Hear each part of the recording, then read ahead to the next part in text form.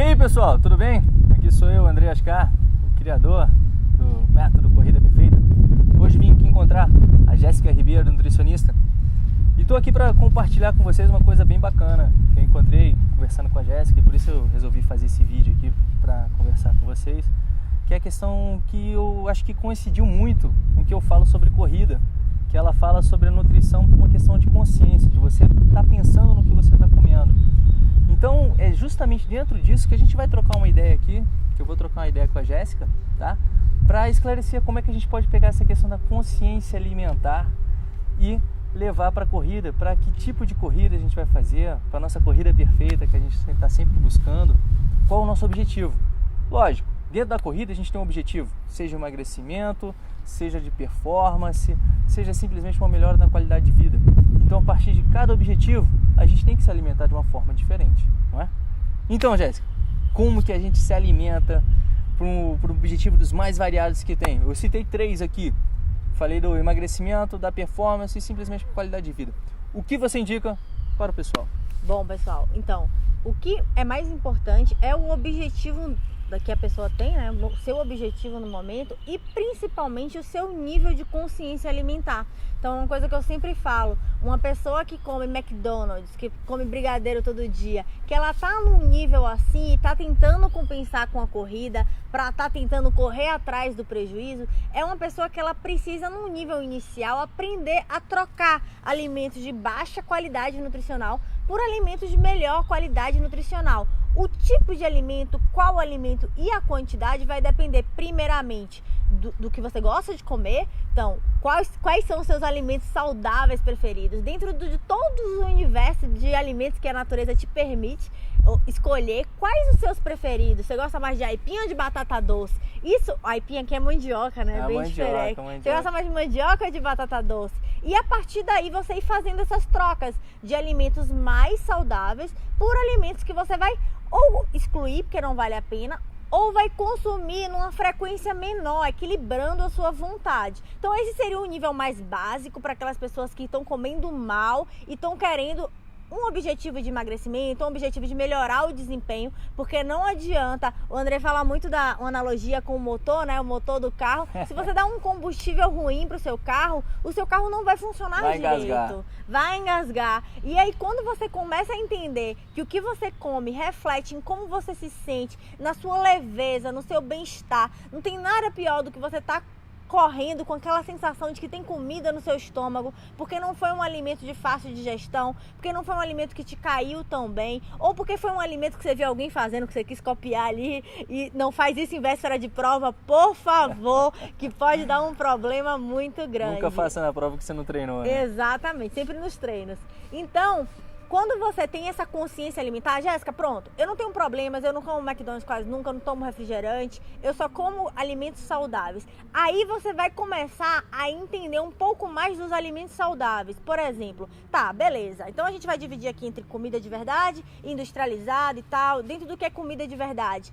Existem alimentos de diversas características, né? Então você vai encontrar alimentos que são fontes de carboidrato, proteína, gordura. A partir do momento que você começa a entender qual que é a fonte do carboidrato na sua atividade física. Carboidrato é um nutriente que ele tem características especiais. É um alimento muito energético, completamente demonizado nos tempos de hoje, mas muito importante para quem faz atividade física, porque é ele que faz com que você tenha um estoque de glicogênio. O que é glicogênio? É o carboidrato que você deixa ali acumulado dentro do seu músculo, que te fornece ter energia durante o treino. Então um treino, a depender da intensidade, vai gastar mais ou menos glicogênio. Isso tem um porquê, isso tem um motivo. Você quer gastar mais, aquilo ali vai ter um gasto calórico depois maior. E assim, você entendendo o porquê dos alimentos, você começa a entender como que você pode fazer isso da melhor maneira? Como que você vai combinar aqui um alimento com o outro para você sentir bem durante o treino, né? Como é que você pode fazer essas combinações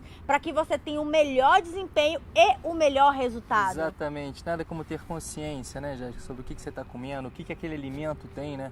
O que esse combustível aditivado vai fazer diferença na sua prova. É que nem você pensar justamente no carro de Fórmula 1. A octanagem daquela gasolina que ele bota ali dentro é muito maior. A gente pode comparar até com a questão do carboidrato, a energia rápida, para ele ter essa explosão, do que um carro normal, onde o motor do carro normal também ele não aguenta essa octanagem. Ou seja, tem um motor e motor, tem motores e motores.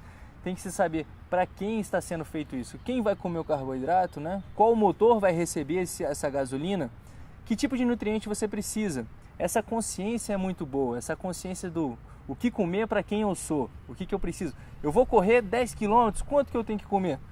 O que você sugere para uma pessoa, um amador normal, que corre ali os seus 45 minutos, os seus 10 km, tá? Que tipo de fonte energética ele tem que trabalhar? Ele vai correr às 8 horas da manhã, foi dormir às 10 horas da noite. Como que tem que ser essa preparação alimentar dele? O que ele tem que pensar de comida? Não um prato pronto, mas o que ele tem que pensar de forma geral até a hora da prova dele? Claro que vai mudar um pouco de casos específicos para outro, mas de uma maneira bem geral, uma pessoa que treina de manhã, ela tem que se preocupar basicamente com 2 momentos. Claro que dentro de um contexto de alimentação saudável, mas eu diria que o momento antes de dormir é um período importante para essa pessoa, porque ela vai ter um tempo lá de recuperação, aquele glicogênio, ele vai sendo acumulado e no momento que ele acorda, talvez ele não tenha tempo para fazer uma alimentação mesmo consistente. E aí a alimentação noturna é muito importante. Então, depende, claro que as quantidades vão depender do objetivo. Se for uma pessoa para emagrecer, não é para sentar a mão nos carboidratos, mas se for uma pessoa que estiver pensando apenas em desempenho, eu diria para ter uma alimentação noturna com carboidrato, proteína e gordura também, uma alimentação mais completa, né? Uma alimentação completa mesmo, saudável, sempre pensando em alimentos saudáveis e pela manhã um alimento de fácil digestão. O que vai ser esse alimento depende muito do que você gosta de comer pela manhã, porque eu sempre trabalho com o que você gosta de comer de uma maneira adaptada para você ter um melhor resultado. Mas coisas que funcionam bem para quase todo mundo, por exemplo, quando a gente fala de suplementação, a banana com whey é uma coisa que a gente absorve muito rápido, dá certo. Eu particularmente, quando eu treino de manhã e sinto a necessidade de comer, eu gosto de comer ameixa, uma fruta com ricota, que também tem uma digestibilidade muito boa. Então você pensar à noite para você ter uma reserva boa de glicogênio e pela manhã um alimento que seja fácil de digestão, que seja de uma maneira para que você consiga treinar. Uma coisa que eu sempre falo, sem ter comida sacudindo no seu estômago. A principal conduta é você ter ali sangue onde o sangue precisa estar, na sua musculatura e não no seu estômago ali digerindo os alimentos. O interessante é que você não lembre que você comeu ali durante o treino. E aí num treino curto não há necessidade de você estar suplementando, salvo raríssimas exceções. Num treino curto não há necessidade de suplementação alguma, é só você controlar realmente o que você está comendo antes do treino, que você vai comer após o treino. Quando a gente fala de um treinamento mais longo, aí sim pode ser necessária a suplementação, que também deve estar alinhada e adequada ao seu objetivo, o seu peso, o tempo que você está correndo, a frequência, a intensidade que aquilo ali está sendo aplicada. E intensidade é um conceito relativo, né? É interessante você entender qual é essa intensidade, a intensidade subjetiva, para que assim a gente consiga alinhar da melhor maneira possível o que é que você vai comer, o que é o mais interessante para você. Legal, Jéssica. Agora tem uma outra dúvida, que às vezes até é um pouco mais específica. E eu sei que é algo que como eu posso dizer, tá me faltando a palavra aqui, Jéssica. Mas é o seguinte, a gente adapta o nosso corpo, a gente acostuma o nosso corpo a ter vários hábitos errados, assim como a corrida, onde a pessoa acostuma-se a correr de uma forma equivocada, que eu digo, onde ela pode tornar a corrida mais lesiva, onde ela acaba se machucando. Como da mesma forma a gente pode criar hábitos alimentares que acabam prejudicando a nossa performance. E um justamente desses hábitos alimentares, que a gente já falou, do combustível que a gente coloca para dentro, para ser melhor, e talvez até mesmo modificar o nosso motor. Como que eu posso tornar esse meu motor, o meu gasto energético, mais econômico com a energia que eu coloco para dentro? Tem a questão do consumir mais gordura. Será que consumir mais gordura vai me ajudar a ter um desempenho melhor? Ou devo consumir mais carboidrato? Quando que eu devo consumir mais carboidrato ou mais gordura dentro da minha dieta? Para justamente eu modificar esse motor, se eu quero fazer um motor de endurance, aquele que tem que consumir pouco e durar bastante tempo aquela energia, ou então só para pancada, para correr ali rapidinho. Qual o combustível? Qual a octanagem? Como é que eu trabalho isso na alteração do meu motor? Como que o meu organismo vai trabalhar no aproveitamento dessa energia? Porque sem querer já entrar na questão da nutrição, mas já entrando, a gente sabe que cada quebra da molécula de gordura te dá 9 calorias, enquanto a quebra do carboidrato te dá 4. Então, o que é mais inteligente? essa consciência da comida?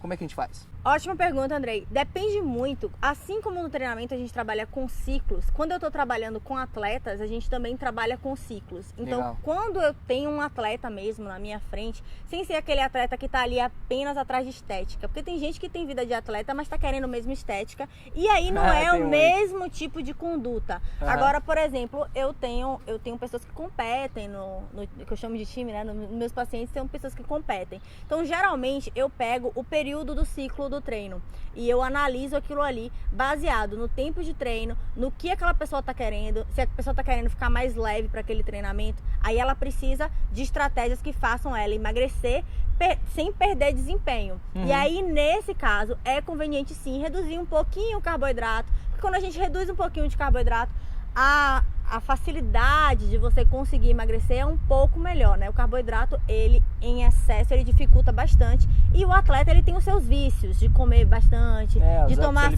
de tomar seus gelzinhos, que às vezes são desnecessários. Então, depende muito do ciclo. Eu gosto de fazer modificações e entendendo, a depender do ciclo que a pessoa está, o que funciona melhor. Agora, é um grande fato de que às vezes as pessoas competem, comem carboidrato demais e gordura de menos. E aí eles têm aquela energia pontual ali durante o treinamento e pouca energia depois, porque o carboidrato, ele é consumido muito rapidamente, a depender da intensidade que você aplica. Então, por exemplo, uma maratona é diferente de 100 metros. Quando você vai nos 100 metros, é interessante que você tenha o máximo de energia ali, aquela energia de fácil mobilização, e aí a gente pode pensar na creatina como um suplemento ergogênico, a gente pode pensar numa supercompensação de carboidrato, porque é ali, é aquele momento. Agora, se você já tem uma atividade em que não é importante aquela largada explosiva, mas que é importante a constância, que é importante que o atleta chegue bem, que ele se preserve, que você vai numa intensidade menor, claro, sempre lembrando que intensidade é um conceito relativo, mas é importante que você chegue num período longo, numa distância maior, com um tempo mais tranquilo, sem precisar morrer ali para você ir lá nos 100 metros e lá pegar a medalha, aí você vai pensar que não é importante aquela energia rápida como a galinha dos ovos de ouro. Ou seja, você está matando o jantar do maratonista.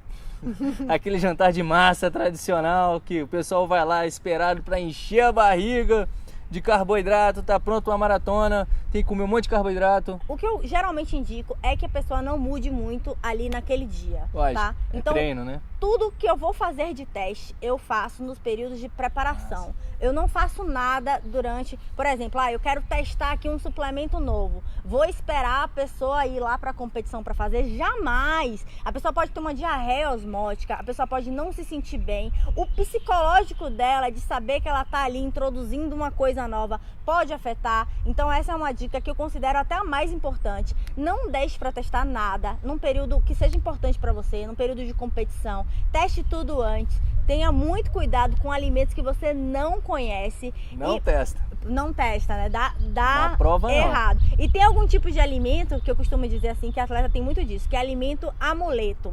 Então, eu tava até conversando Tem que comer aquela rapadurinha. Se não tomar uma colherzinha de mel, não vai. Então, quando a pessoa ele tem esse tipo de amuleto, eu costumo não mudar. Porque se você muda aquilo ali, né? Se você muda aquilo ali gera um estresse psicológico que acaba prejudicando. Mas eu entendi o que o André quis falar, é muito importante mesmo você entender que o equilíbrio é importante e que muitas vezes não é se entupindo de carboidrato que você vai ter um desempenho melhor. Pelo contrário, você pode até prejudicar, principalmente se for muito perto do treino, porque você come muito carboidrato. Existe um chamado efeito rebote, que é quando você come muito carboidrato, estimula muito a insulina e acaba passando mal depois. Você pode passar mal mesmo, ter uma hipoglicemia de rebote, passar mal, precisar interromper ali a prova e aquilo ali estragar a sua estratégia, estragar tudo. Mais uma vez, dentro da questão da consciência, nutrição também é treino. Você tem que treinar o seu corpo, você tem que treinar o seu paladar, que é algo que a Jéssica faz de forma fantástica. Ela tem um programa para isso. Inclusive, clica nesse link aqui embaixo, aqui em cima, não sei onde é que está esse negócio, que você vai conseguir acessar isso. Ou seja, mais uma vez, meu povo, vamos treinar, vamos pensar de forma consciente, seja no seu movimento, seja na sua alimentação, seja o que você está introduzindo, ou seja o que você está fazendo. Porque isso só tende a você ter um desempenho melhor, uma vida melhor. E quando eu digo desempenho, justamente não é só sua performance de correr mais rápido, é você se sentir melhor. Porque afinal, tudo é só uma coisa pra gente ser feliz, né? Então vamos ser felizes. Bom, muito obrigado, Jéssica. Obrigada, foi ótimo. Valeu, gente. Um grande abraço, bons treinos e vamos que vamos. Rumo à corrida perfeita.